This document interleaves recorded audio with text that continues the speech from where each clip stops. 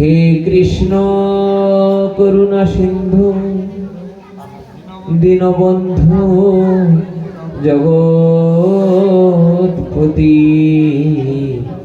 গোপীশ গোপীকান্ত রাধাকান্ত নমস্তুতে। তপ্ত কাঞ্চন গৌরাঙ্গী রাধে বৃন্দাবনেশ্বরী বিশ্বভানুসুতে দেবী প্রণমামি হরিপ্রিয়ে। বাঞ্ছা কল্পতরুভ্যশ্চ কৃপা সিন্ধুভ্য এব চ পতিতানাং পাবনেভ্যো বৈষ্ণবেভ্যো নমো নমঃ। জয় রূপ সনাতন ভট্ট রঘুনাথ শ্রীজীব গোপাল ভট্ট দাস রঘুনাথ। এই সাই গোসার করি চরণ বন্ধু যাহা হইতে বিঘ্ন নাশ হয় অভীষ্ট পুরন। এই সাই গোসাই যবে ব্রজে করিলেন বাস রাধা কৃষ্ণের নিত্য লীলা করিলা প্রকাশ। চেত দর্পণ মর্জনম ভব মহাদাবাগ্নি নির্বাপনম শ্রেয় কৈরব চন্দ্রিকা বিতরণম বিদ্যাবধূ জীবনম আনন্দম বুদ্ধি বর্ধনম প্রতিপদ পূর্ণমৃতস্বাদনম সর্বাত্মসনপনম পরম বিজয়তে শ্রীকৃষ্ণ সংকীর্তন। জয় জয় গৌরাঙ্গ জয় নিত্যানন্দ জয় অদ্বৈত চন্দ্র জয় গৌর ভক্তবৃন্দ। দুর্গমে পথিমে অন্ধস্য স্খলদো পাদগতির্মুহু সকৃপা যষ্টিদানেন সন্তু সন্তু অবলম্বনম। নমো বৃন্দাবৈ তুলসী দেব্যৈ প্রিয়াৈ কেশবস্য চ কৃষ্ণ ভক্তি প্রদে দেবী সত্যবুদ্ধৈ নমো নমঃ। জয় শ্রীকৃষ্ণ চৈতন্য প্রভু নিত্যানন্দ শ্রী অদ্বৈত গদাধর শিবাসাদি জয় গৌর ভক্তবৃন্দ। হরে কৃষ্ণ কৃষ্ণ কৃষ্ণ হরে হরে হরে রাম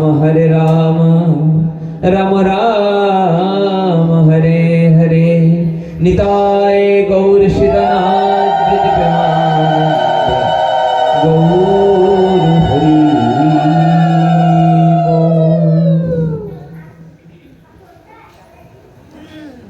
অল্প একটু সময় শ্রী গুরু মহারাজের আদেশকে অবলম্বন করে আমরা 5 মিনিট একটু হরিকথা আস্বাদনে ব্রতী হব। আমরা একটি পদ আলোচনায় আসছি, আপনারা একটু অন্তর দিয়ে শ্রবণ করুন। আমাদের ভাই বলেছে যে আমাদের চৈতন্য চরিতামৃতে একটি অপূর্ব পদ আছে, অঙ্গ হইতে যেই কীড়া খসিয়া পড়ায় সেই কীড়া উঠাইয়া রাখে সেই ঠাই। এর উপরেই আমাদের 5 মিনিটের একটু আলোচনা। দুটি শব্দ আছে, একটি কইড়ফলা দীর্ঘিল একার ক্রীড়া। দেখবেন স্কুলে স্কুলে ক্রীড়া প্রতিযোগিতা হয়, শাস্ত্রে বলছেন ক্রীড়া শব্দের অর্থ হলো খেলা। আর কয়দিন ক্রীড়াকার ক্রীড়া, ক্রীড়া শব্দের অর্থ হলো কি? তাহলে তো তোর মুখে কি, হ্যাঁ অনেকে বলে না ক্রীড়া হোক, ক্রীড়া মানে কি? পোকা। পৃথিবীতে এ জাতীয় সিদ্ধান্ত শাস্ত্রে আর দেখা যায় না যে কারোর গায়ে যদি পোকা হয়, সবাই চাই কিনা যে ওই পোকাগুলো আমাকে, পোকাগুলো সবাই বেঁচে ফেলুক, আমি বেঁচে যাই, সবাই তাই চাবে কিনা? কিন্তু চৈতন্য চরিতামৃতে একটি পয়ারে বলছে যে অঙ্গ হইতে যেই ক্রীড়া খসিয়া পড়ায়। আমাদের কুষ্ঠবিপ্র বাসুদেবের অঙ্গ থেকে পোকা হয়েছে।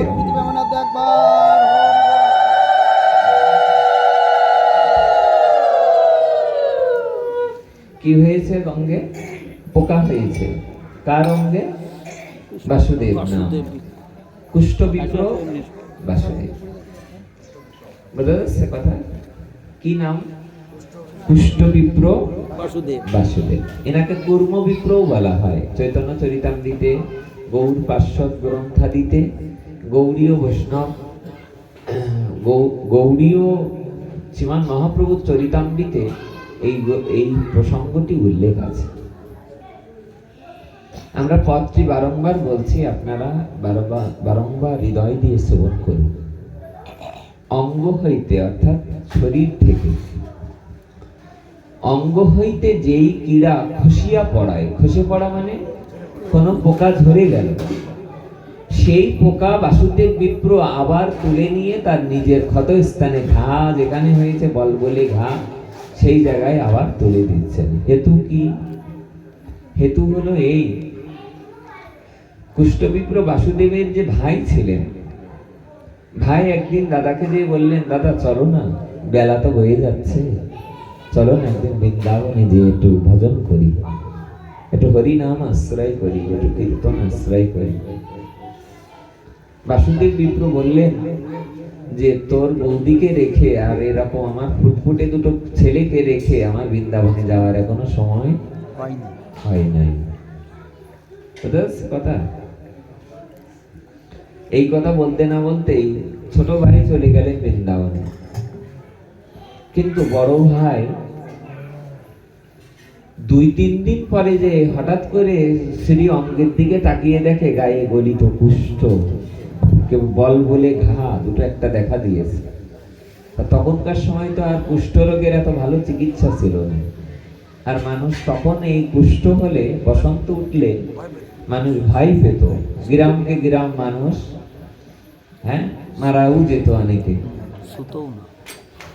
এই কুষ্ঠবিপ্র বাসুদেব যেই মাত্র অঙ্গে দুটো একটা কুষ্ঠ দেখা দিয়েছে, স্ত্রীকে দেখাচ্ছে, দেখো তো আমার গায়ে কি উঠেছে। স্ত্রী দেখে তো জিহ্বায় কামড় দিচ্ছে আর বারবার বলছে, সে কি, তোমার গায়ে তো বসন্ত, এ তো একেবারে তো সেই গলিত কুষ্ঠ। যেই মাত্র বললেন, স্বামীও চমকে উঠলেন, অর্থাৎ বাসুদেব বিপ্র, স্ত্রীও চমকে উঠলেন। সন্ধ্যা হতে না হতে ঘরে মিটিং হচ্ছে। মিটিংয়ে কারা কারা আছে জানো?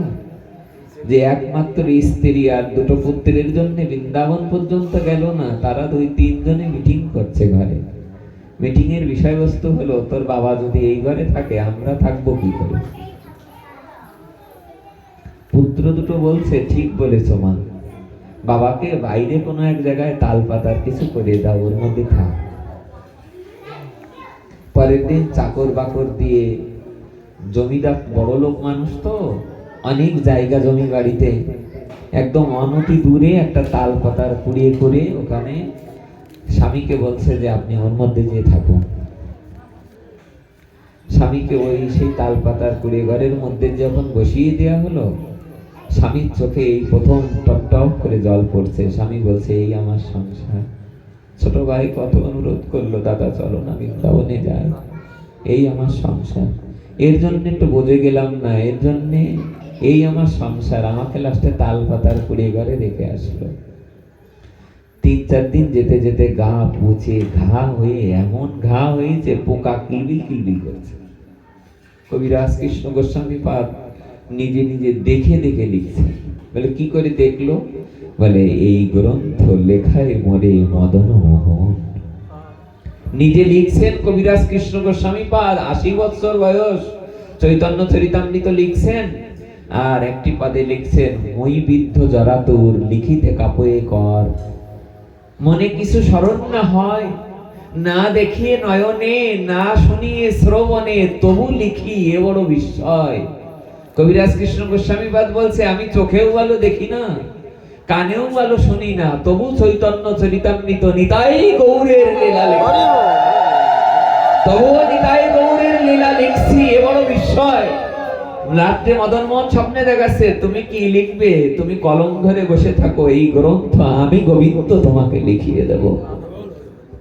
এই পদটা কবিরাজ কৃষ্ণ গোস্বামী পাদ যখন লিখছেন, আর চোখের জলে পাতাগুলো ভিজে যাচ্ছে, তখন না দোয়াত কলমে লিখত, তো তাল পাতার উপরে যখন লিখছে কবিরাজ কৃষ্ণ গোস্বামী পাদ, চোখের জলে মনে হচ্ছে যেন পাতাটা ধুয়ে যাচ্ছে। লেখা যায় এই কথা, অঙ্গে এত পরিমাণ পোকা হয়েছে, কড়া কড়া পোকাগুলো সব নিচেই ঝরে ঝরে পড়ছে। তা তখন কুষ্ঠবিপ্র বাসুদেব ওর একটা পোকা নিয়ে আবার ঘাড় পরে উঠিয়ে উঠিয়ে দিচ্ছে, তোরা আমায় ছেড়ে যাস না রে। আমার স্ত্রী আমাকে, যে কয়দিন আমার কুষ্ঠ হয়েছে, আমার স্ত্রী দেখতে আসেনি, আমার 2 পুত্র আমাকে দেখতে আসে নাই, স্ত্রী পুত্র বউ ছেলে মেয়ে যারা আছে বাড়িতে, আত্মীয় স্বজন, কেউ আমাকে একবারের জন্য দেখতে আসি নাই। তোরা অন্তত আমারে দেখে রাখ, তোরা অন্তত আমারে ছেড়ে, কাদের বলছে? পোকাদের বলছে যে তোরা আমাকে ছেড়ে যাস না। তাই অঙ্গ হইতে যেই কীড়া খসিয়া পড়ায়, যেই পোকাটা নিচেই পড়ে যাচ্ছে, সেই পোকাটা তুলে তুলে নিয়ে আবার কুষ্ঠবিপ্র বাসুদেব আবার অঙ্গের পরে রাখছে, তোরা আমাকে ছেড়ে যাস না রে। এই পদ লিখতে লিখতে পরবর্তীতে দেখা গিয়েছে যে স্ত্রী যখন দুটো খেতে দেয়, ঠিক চাপাল গোপালের যখন গোয়াল ঘরে রেখে দিয়েছিলেন, চাপাল গোপাল চিৎকার করে করে বলতেন, যখন শিবাস ঠাকুরকে অত্যাচার করেছে তখন মনে ছিল না, বৈষ্ণব অপরাধ করেছে তখন মনে ছিল না, যখন চাপাল গোপালের চিৎকার করে বলছে একটু জল দাও না খেতে, তা নারকেলের মালায় জল দিয়েছে। আপনারা সবাই শুনেছেন, নারকেলের মালাটায় জল দিয়েছে, তা জল গড়িয়ে গড়িয়ে পড়ে যাচ্ছে। মনে করছে যে আহারে, যদি একটু জল খেতে পারতাম, অজ্ঞান হয়ে পড়ে গেলেন। স্ত্রী এসে বললেন, মারা গেছে, শ্মশানে নিয়ে যাও। শ্মশানে নিয়ে যেই না চিতের পরে তুলেছে, মৃদুমন্দ বাতাস হচ্ছে, ওই বাতাসে চাপাল গোপাল উঠে বসছে। আছে না চাপাল গোপালের জীবনীতে? ঠিক অনুরূপ কুষ্ঠবিপ্র বাসুদেব ওই এই করতে করতে বলে, আমাকে কি খেতে দেয় জানো? লগার মাথায় যাতে সোয়াশে রোগ, তো লগার মাথায় 2টি রুটি নিয়ে যে লগার মাথায় করে দেয়, আর ওই থালাটার পরে যখন দেয়, একটু পরে দেখা যায় কুকুর বিড়ালে এসে চেটে চেটে খায়। তবু ওতেই তারা খেতে থাকে।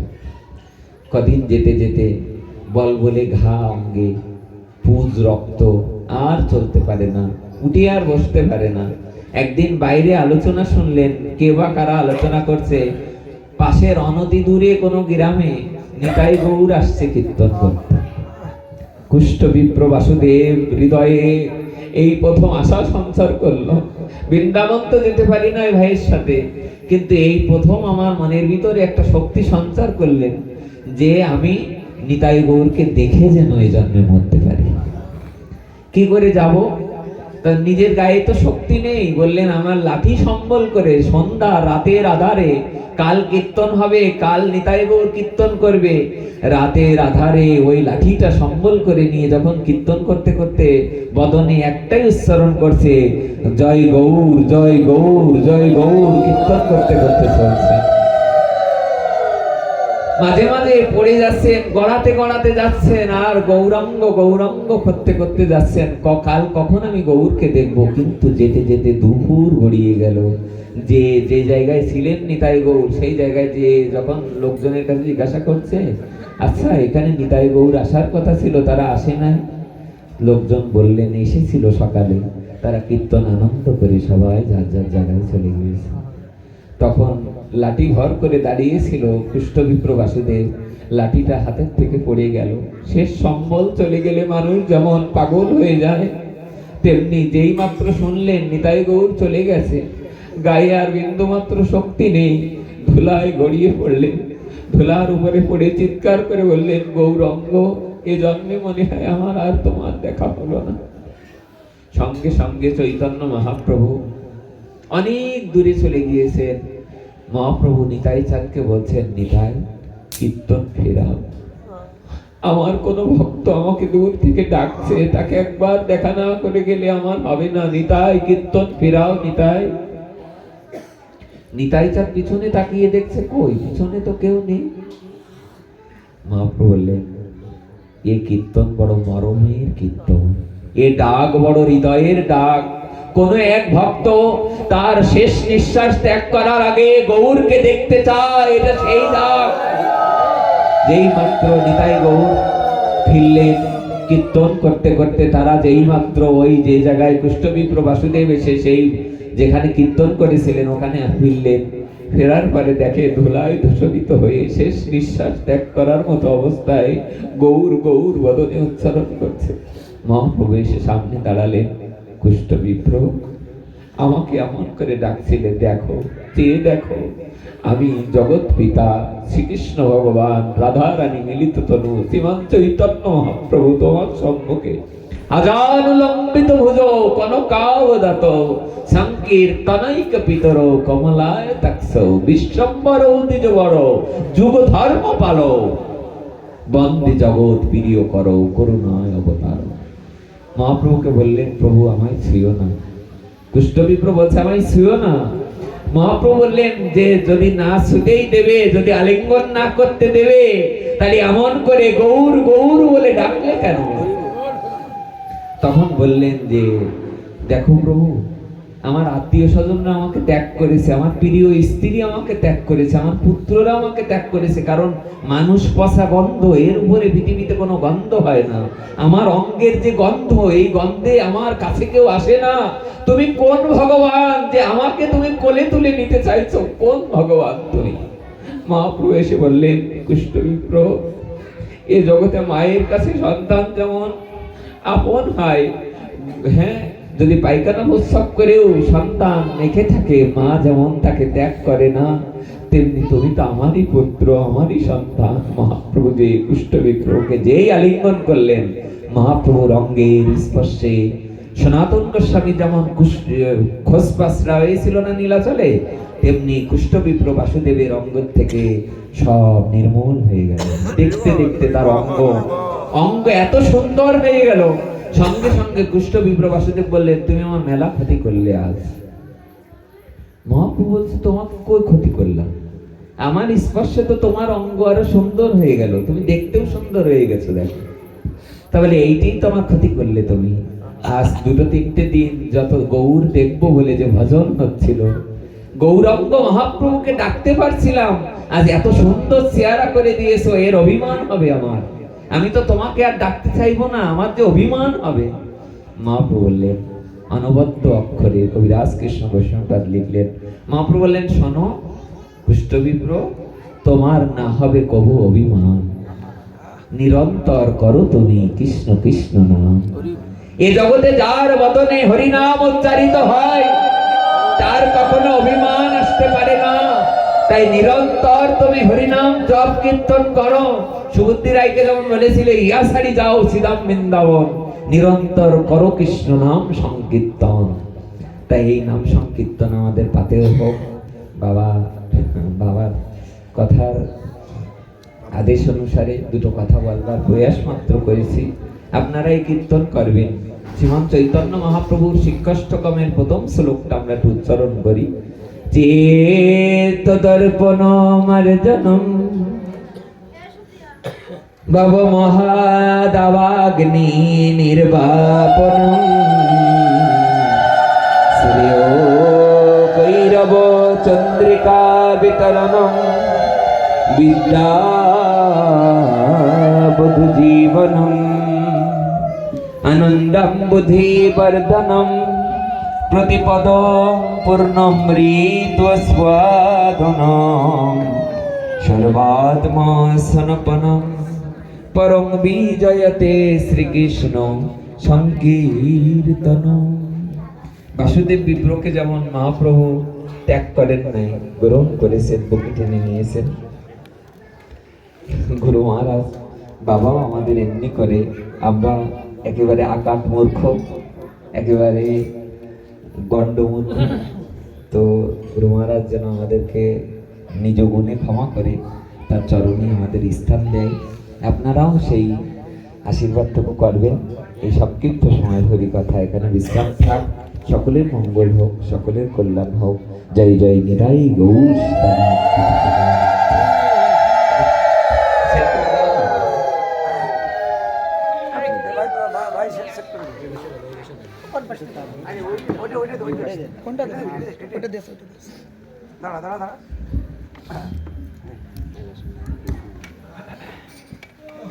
দাঁড়া দাঁড়া এই জায়গায় টেস্ট করছি কেন বাবা ইয়ে দিতে কোন আইডিয়া দিচ্ছেন আস্তে আস্তে ব্যাক করে দিচ্ছি সুন্দর করে দিচ্ছি